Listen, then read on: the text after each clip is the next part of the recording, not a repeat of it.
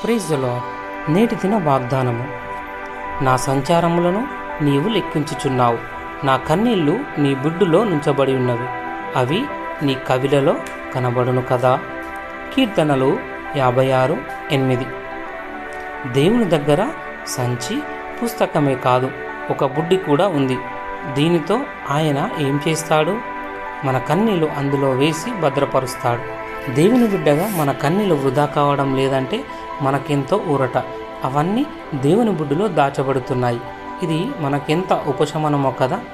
ఆ బుడ్డి నిజమైనది కాకపోయినా మన బాధలు, మూల్గులు, దుఃఖాలు, విచారాలన్నీ ఆయనకు తప్పనిసరిగా తెలుసు.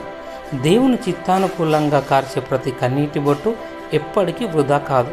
నశించిపోయే ఆత్మల కొరకు నీవు కార్చిన కన్నీటికి ఒకరోజు ప్రతిఫలం ఉంటుంది. ఏది ఏమైనా మున్ముందు మనకు గొప్ప నిరీక్షణ ఉంది. ఈ లోక దుఃఖాలు క్షణికమైనవి. దేవుడు మన కన్నుల ప్రతి బాష్ప బిందువును తుడిచివేస్తాడని ఉంది. కాబట్టి ఆ మహిమకరమైన దినం కొరకు సంతోషంతో ఎదురు చూద్దాం. ప్రార్థన. మా పరలోక తండ్రి, నీ బుడ్డిలో నా కన్నీరు ఉంచబడుతుందంటే నాకెంతో ఊరట కలుగుతుంది. నేను కన్నీటితో చేసిన ప్రతి ప్రార్థనకు జవాబు ఇచ్చినందుకు నిన్ను ప్రేమిస్తున్నాను ప్రభు.